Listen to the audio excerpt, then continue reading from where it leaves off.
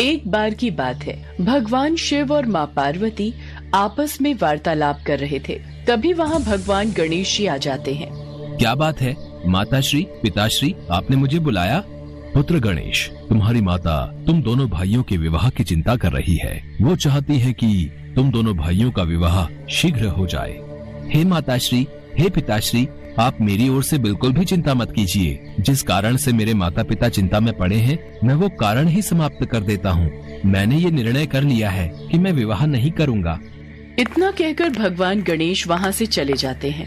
देवी पार्वती, तुम्हें दुखी होने की कोई आवश्यकता नहीं है। सब कुछ समय पर छोड़ दो। समय अपने आप सब कुछ व्यवस्थित कर देगा और देखना, तुम्हारा पुत्र गणेश एक दिन विवाह के लिए अवश्य मान जाएगा। उधर भगवान गणेश वन में तपस्या करने के लिए चले जाते हैं। भगवान गणेश ध्यान मग्न थे। तभी वहाँ पर देवी तुलसी आ जाती हैं और भगवान गणेश के विचित्र रूप को देखकर वो बहुत प्रभावित होती हैं।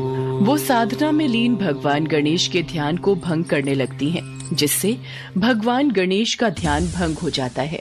देवी, तुम कौन हो और यहाँ क्यों आई हो?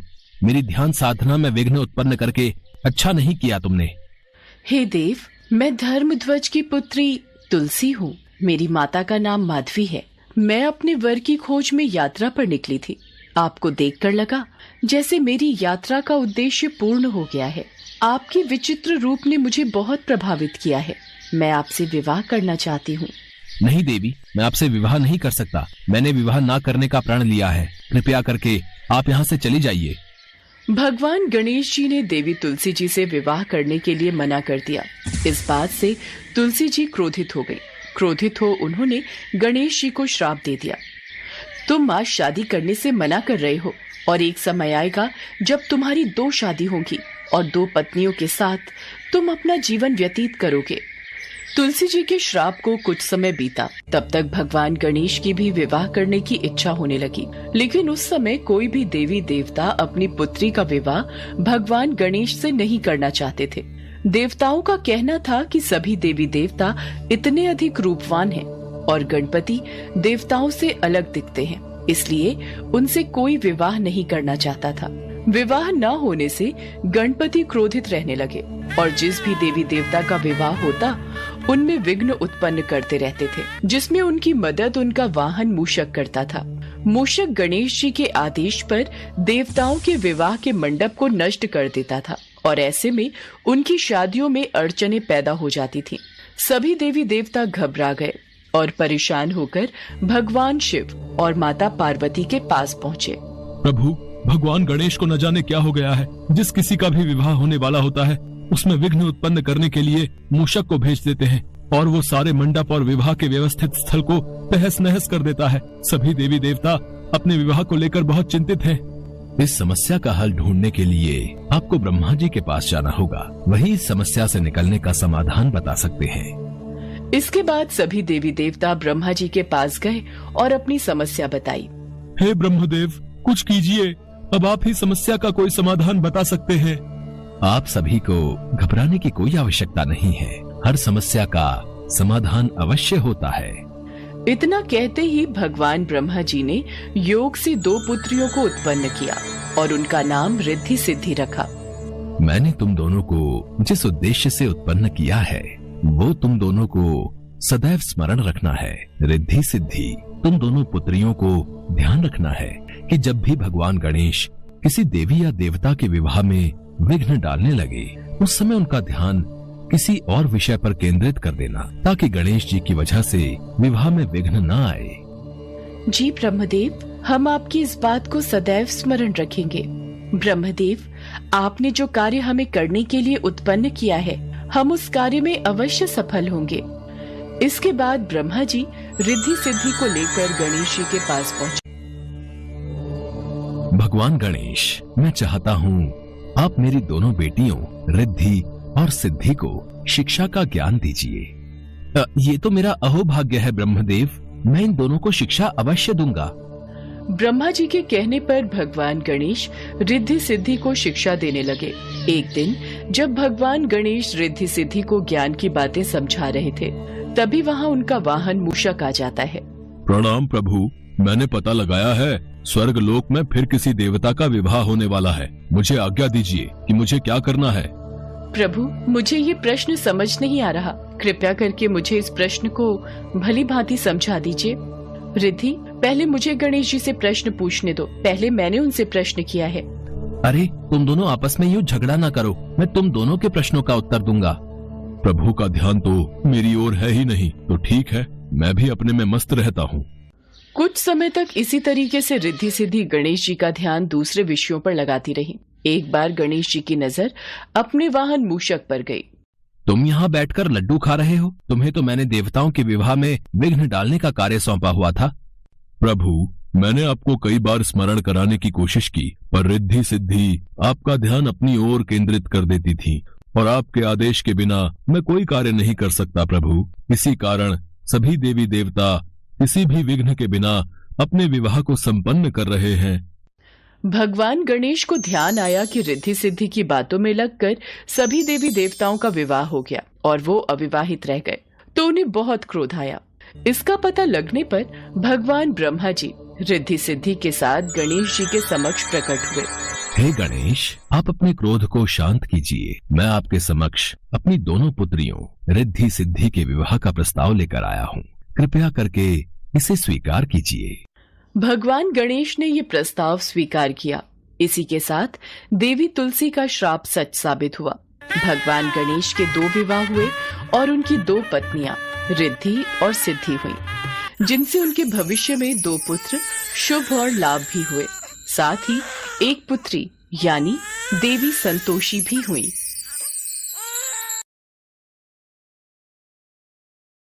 आखिर वो दिन आ ही गया जिसका सबको बेसब्री से इंतजार था। शिव पार्वती के विवाह का शुभ दिन यानी कि शिवरात्रि का पावन दिन। वर वधू दोनों पक्ष इस विवाह को लेकर उत्साहित थे। देवी पार्वती की हल्दी लगने की रस्म आरंभ हो गई थी। स्वर्ग लोक की सभी देवियां, अप्सराएं, सखियां पार्वती को हल्दी का लेप लगाकर अपना आशीर्वाद प्रदान कर रही थी। पार्वती, ये आपके विवाह का जोड़ा महारानी ने भिजवाया है। देखिए कितना सुंदर है। सचमुच? देखो पार्वती, कितना सुंदर विवाह का जोड़ा है। इस पर तो जड़ाऊ हीरे और सोने की कढ़ाई है। महारानी ने कहा है बारात के आने से पहले पार्वती को तैयार करना है। जया विजया, अभी बारात आने में कितना समय बाकी है? अभी तो कुछ समय बाकी है पार्वती। तभी देवी लक्ष्मी और देवी सरस्वती भी कक्ष में आ जाती हैं। देवी पार्वती, ओहो, महादेव से मिलने की इच्छा में प्रतीक्षा के ये पल काटना कठिन हो रहा है। देवी लक्ष्मी, आप भी इन्हीं की तरह मुझे सताने लगी। अच्छा ठीक है। जया विजया, सर्वप्रथम पार्वती की हल्दी की रस्म होगी। तत्पश्चात पार्वती स्नान करके 16 श्रृंगार से तैयार होगी। हाँ, ये देखो, भिन्न भिन्न प्रकार की सुगंधित खुशबू से परिपूर्ण ये हल्दी का लेप। उधर शिव जी तो भोले भाले थे।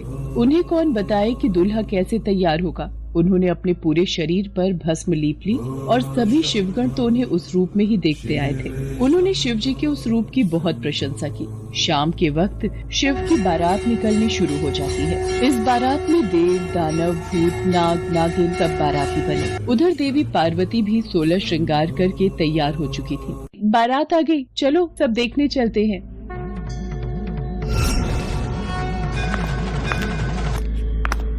पार्वती, महादेव ये कैसा हुलिया बनाकर आ गए हैं। भूत प्रेत पिशाच संग लिए मानो ऐसे ही चले आए हैं। मैं तो उनके सामने नहीं जाऊंगी। डर के मारे तो मेरे हाथ पांव कांप रहे हैं। माँ, आप चिंता मत करो, मैं महादेव को समझाती हूँ। जब मैनावती ने महादेव की आरती उतारने से मना कर दिया तो स्वयं पार्वती जी महादेव को समझाने उनके पास गई। प्रभु, आपका यह रूप देखकर सभी बाराती और माँ भी डर गई हैं। वो तब तक आपकी आरती नहीं उतारेंगी जब तक आप दूल्हे की वेशभूषा में नहीं आएंगे। कृपया करके आप स्नान आदि से निवृत्त होकर इस भस्म को शरीर से उतारकर सुंदर वस्त्र पहनकर सबके समक्ष आइए, अन्यथा कहीं ऐसा न हो हमारे विवाह में कोई बाधा आ जाए। ठीक है पार्वती, यदि आपकी यही इच्छा है तो हम ऐसा ही करेंगे। पार्वती की बात को मानते हुए महादेव तैयार होकर बहुत ही सुंदर दूल्हे के रूप में सबके समक्ष आते हैं। रानी मैनावती महादेव के उस रूप को देखकर बहुत खुश होती है। इसके पश्चात वर वधू दोनों की वंशावली घोषित की जानी थी। एक राजा के लिए उसकी वंशावली सबसे अहम चीज होती है, जो उसके जीवन का गौरव होता है। तो पार्वती की वंशावली का बखान खूब धूमधाम से किया गया। फिर पार्वती के पिता हिमवान ने शिव से अनुरोध किया, महादेव, कृपया अपने वंश के बारे में कुछ बताइए। आप शून्य क्यों हो गए? कुछ तो बोलिए। अब पार्वती, ये महादेव चुप क्यों बैठे हैं? समाज के लोग कुलीन नजरों से हमारी ओर देख रहे हैं। राजा महाराजा और पंडित सब में फुसफुसाहट शुरू हो गई है। जब वधु पक्ष के सभी पंडित और राजा शिव जी की ओर घृणा से देखने लगे तो नारद मुनि ने देखा भगवान शिव मौन अवस्था में आ गए हैं। नारद मुनि से रुका नहीं गया और वो सभा के बीच अपनी वीणा के तार खींचकर ध्वनि उत्पन्न करने लगे। नारायण नारायण, नहीं, इनके माता पिता ही नहीं है, इनकी कोई विरासत नहीं है, इनका कोई गोत्र नहीं है, इनके पास कुछ नहीं है, इनके पास अपने खुद के अलावा कुछ नहीं है। हम ऐसे लोगों को जानते हैं जो अपने पिता या माता के बारे में नहीं जानते। ऐसी दुर्भाग्यपूर्ण स्थिति हो सकती है, मगर हर कोई किसी न किसी से जन्मा है। ऐसा कैसे हो सकता है कि किसी का कोई पिता या माँ ही न हो? क्योंकि महादेव स्वयंभू हैं। इन्होंने खुद की रचना की है। इनके न तो पिता है न माता, इनका न कोई वंश है न परिवार। ये किसी परंपरा से ताल्लुक नहीं रखते और न ही इनके पास कोई राज्य है। इनका न तो कोई गोत्र है और न ही कोई नक्षत्र, न कोई भाग्यशाली तारा इनकी रक्षा करता है। ये इन सब चीजों से परे हैं। ये एक योगी है और इन्होंने सारे अस्तित्व को अपना एक हिस्सा बना लिया है। इनके लिए सिर्फ एक वंश है, ध्वनि। अस्तित्व में आने वाली पहली चीज थी ध्वनि। इनकी पहली अभिव्यक्ति एक ध्वनि के रूप में है। ये सबसे पहले एक ध्वनि के रूप में प्रकट हुए। उसके पहले ये कुछ नहीं थे। यही वजह है कि मैं ये वीणा के तार खींच रहा हूँ। देवर्षि नारद ने जब भगवान शिव के अस्तित्व की व्याख्या की तो वहाँ उपस्थित पूरी सभा शिव जी के चरणों में नतमस्तक हो गई। राजा हिमवान को भी अपना उत्तर मिल गया था। देवी पार्वती भी आज अपने ऊपर गर्व कर रही थी। कुछ देर बाद सभी रस्मों के साथ शिव पार्वती का विवाह संपन्न हो जाता। सभी मेहमानों के लिए ढेरों पकवान का प्रबंध था। सभी बाराती भोजन खाने में व्यस्त थे। महादेव, मेरा तो हृदय बोल रहा है आज पूरे ब्रह्मांड में नृत्य करूं। तो देर किस बात की है नंदी? आज तो पूरा विश्व नृत्य करेगा। देवी पार्वती, आप देख रही हैं ना, ये सब आज कितने प्रसन्न हैं। हाँ प्रभु, आपके ये भक्तगण मनमौजी होकर अपनी प्रसन्नता बिखेर रहे हैं। सब लोग मिलकर भोजन का आनंद उठाते हैं। उसके पश्चात माँ पार्वती की विदाई का समय आ जाता है और वो अपने माता पिता से गले लगकर रोने लगती हैं। पुत्री, तुम्हें संसार की सारी खुशियाँ मिले। मेरा आशीर्वाद सदैव तुम्हारे साथ है। महादेव, जाने अनजाने हमसे कोई भूल हुई हो तो क्षमा कर दीजिएगा। पार्वती, अब तुम महादेव की अर्धांगिनी हो। अपने पति के हर सुख दुख में तुम इनका सदैव साथ देना। माँ पिताजी, आप भी अपना ख्याल रखना। राजा हिमवान, पार्वती पर पहला हक आपका है, इसलिए निसंकोच आप कभी भी पार्वती को मिलने आ सकते हैं और पार्वती भी आप दोनों से बिना मिले नहीं रह पाएंगी। इसलिए पार्वती, आप जब चाहें अपने माता पिता से मिलने आ सकती हैं। राजा हिमवान रानी मैनावती और समस्त अतिथियों का आशीर्वाद प्राप्त कर देवी पार्वती भगवान शिव के साथ खुशी खुशी अपनी ससुराल विदा हो जाती हैं।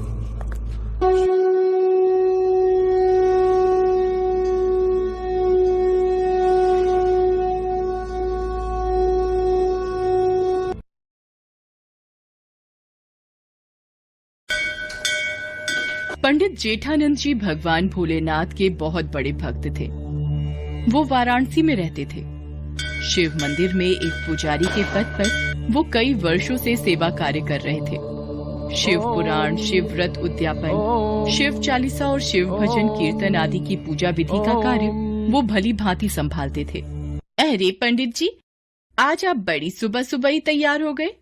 सुशीला, आज किसी के घर में सावन सोमवार की पूजा है तो वो शिव पुराण का पाठ करवाना चाहते हैं, इसलिए मंदिर में पूजा कार्य करके सीधा उन्हीं के घर चला जाऊंगा।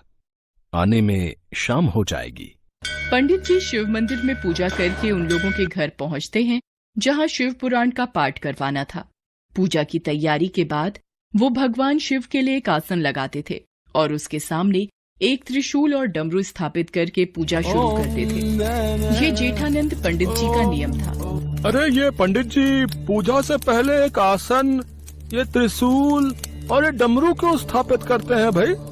जेठानंद पंडित जी से जब भी पूछते हैं वो यही कहते हैं कि जब वो पूजा करने लगते हैं तो स्वयं भगवान शिव उनकी पूजा सुनने के लिए इस आसन पर विराजित होते हैं। ये तो श्रद्धा भाव है पंडित जी का, तभी तो विश्वास के साथ ये आसन लगाते हैं, है कि नहीं? पंडित जेठानंद पूजा करवा कर घर आ जाते हैं। आ गए आप, चलो भोजन कर लो। अब कल से तो आपको मंदिर में भी समय लगेगा। शिव मंदिर में भक्तों की भीड़ लगनी शुरू हो जाएगी। हाँ, कल शिवरात्रि है तो सभी कावड़िए शिवलिंग पर जलाभिषेक करेंगे। दूर दूर से शिव मंदिर में लोग पूजा करने आते हैं। भक्तों की भीड़ रहेगी कल तो। अगले दिन पंडित जेठानंद सुबह सुबह मंदिर पहुंचते हैं। हाँ, ये प्रभु शिव शंकर का आसन बिछा देता हूँ, फिर पूजा आरंभ करूंगा। पंडित जी, कोई बहुत पहुंचे हुए महाराज शिव मंदिर में दर्शनों के लिए आ रहे हैं। उनके पीछे भक्तों की भीड़ भी है। आइए महाराज आइए, आज शिवरात्रि के पावन अवसर पर इस मंदिर की शोभा बढ़ाइए। स्वामी महाराज की जय, स्वामी महाराज की जय। सबका कल्याण हो। पहले हम मंदिर में थोड़ी देर विश्राम करना चाहेंगे। अच्छा, तो यह आसन हमारे लिए बिछाया है। अति सुंदर, अति सुंदर। क्षमा कीजिए स्वामी महाराज, ये आसन तो मैं भोलेनाथ के लिए सजाता हूँ। वो मेरी पूजा में अपनी हाजिरी देकर उसे संपूर्ण करते हैं। मूर्ख, कभी भगवान भी ऐसे आसन पर आकर बैठ जाएंगे? ये असंभव है, ये तुम्हारा पागलपन है। मेरा विश्वास है, जो कई वर्षों से मैं ये आसन बिछाता हूँ और मुझे पता है भगवान शंकर सदैव मेरी पूजा में इस आसन पर विराजमान होते हैं। अच्छा, तो फिर प्रमाणित करके दिखाओ पंडित जी कि सच में भगवान शंकर इस आसन पर बैठते हैं। स्वामी महाराज, भगवान में आस्था और विश्वास ही हमारी पूजा को सफल बनाता है। इधर उधर की बातें मत करो पंडित जी, मुझे प्रमाण दो कि इस आसन पर शंकर महाराज विराजित होते हैं। मैं भी तुम्हारी भक्ति में शक्ति देखना चाहता हूँ कि तुम में भला ऐसा क्या है जो सिर्फ तुम्हारे कहने पर भगवान स्वर्गलोक को छोड़कर यहाँ तुम्हारी पूजा में बैठने आ जाते हैं। स्वामी महाराज, आपको प्रमाण चाहिए तो मुझे कल तक का वक्त दीजिए। पर मैं कैसे विश्वास कर लूं कि पंडित जी आप कोई चालाकी नहीं करेंगे? अगर आपको मुझ पर विश्वास नहीं है तो आप ये आसन अपने पास रखिए और कल जब मैं इसे पूजा के समय यहाँ रखूंगा, बस आप इसे यहाँ से उठाकर कहीं और रख देना, आपको प्रमाण मिल जाएगा। ठीक है, यदि तू सच्चा भक्त होगा तो मैं तेरा सेवक बन जाऊंगा, और यदि तू असफल रहा तो तू इस मंदिर को छोड़कर चला जाएगा। मुझे आपकी शर्त मंजूर है स्वामी महाराज। स्वामी महाराज को आसन सौंपकर पंडित जी घर आ जाते हैं। लोग इस विषय में बातें करने लगते हैं। पता नहीं भाई, अब कल देखते हैं किसकी जीत होगी और कौन हारेगा। भाई, पुजारी जी बरसों से इस मंदिर की सेवा कर रहे हैं, उनको विश्वास होगा भगवान शंकर पर, तभी तो इतनी बड़ी बात कह दी। देखते हैं कल क्या होगा। उधर स्वामी महाराज अपने एक चेले से बातें करने लगते हैं। मुझे पता है, ये पंडित बरसों से मंदिर में चढ़ रहे दान दक्षिणा पर कुंडली जमाए बैठा है। अब इस पंडित की सच्चाई सबके सामने लाने का वक्त आ गया है। स्वामी महाराज, आपने बिल्कुल सही शर्त रखी है। कल इस पंडित का भांडा फूट ही जाएगा। हाँ, फिर तो सब लोग आपकी वाहवाही करेंगे। हाँ। पंडित जेठानंद भी घर आ जाता है। सुशीला पूछती है। पंडित जी उसे सारी बात बताते हैं। सुनो जी, आप तो भगवान भोलेनाथ के परम भक्त हो और भोले भंडारी के होते हुए आपको चिंता की क्या आवश्यकता।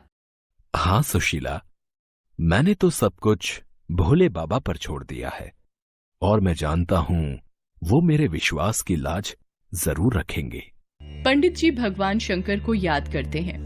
हे भोलेनाथ, हे परमेश्वर, कल आपके भक्त की परीक्षा है और मुझे पता है कि आप मेरी सहायता जरूर करेंगे। अगले दिन पंडित जेठानंद मंदिर पहुंचते हैं। स्वामी महाराज पहले से ही मंदिर में पहुंचे हुए थे।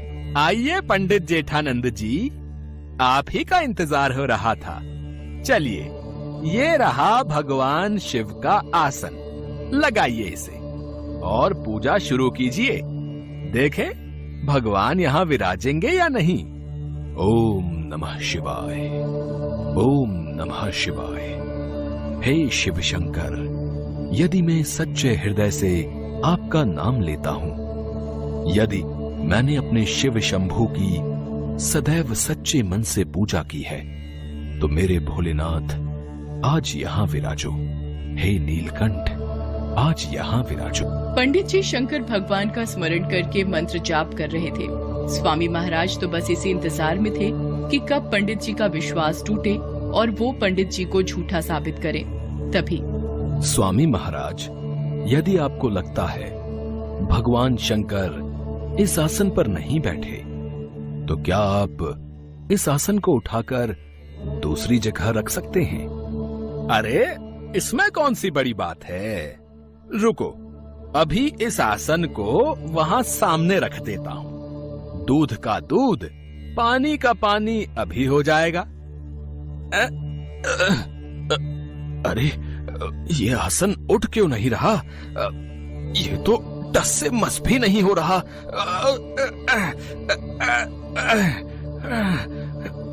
ये असंभव है। अरे मैं तो जोर लगा रहा हूँ, ये आसन उठाना मेरे लिए मुश्किल है। तो क्या सचमुच भगवान शंकर इस पर बैठे हुए हैं। तभी स्वामी महाराज को महसूस होता है जैसे किसी ने उनके हाथ को ही छिटक दिया हो। वो घबरा जाते हैं और पंडित जी से क्षमा मांगते हैं। सब लोग इस चमत्कार को देखकर आश्चर्य में पड़ जाते हैं।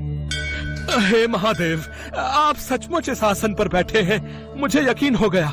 पंडित जी मुझे माफ कर दीजिए, आपकी भक्ति जीत गई, मैं गलत था।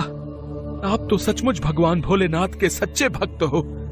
नहीं नहीं स्वामी महाराज, भगवान शंकर के लिए सभी भक्त एक समान हैं। बस विश्वास और लगन की आवश्यकता होती है।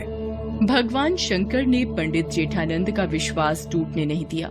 स्वामी महाराज को पता चल गया था कि पंडित जेठानंद की भक्ति में बहुत शक्ति है और वो शक्ति सभी के पास होती है। बस उसमें श्रद्धा का दीपक जलाने की जरूरत होती है।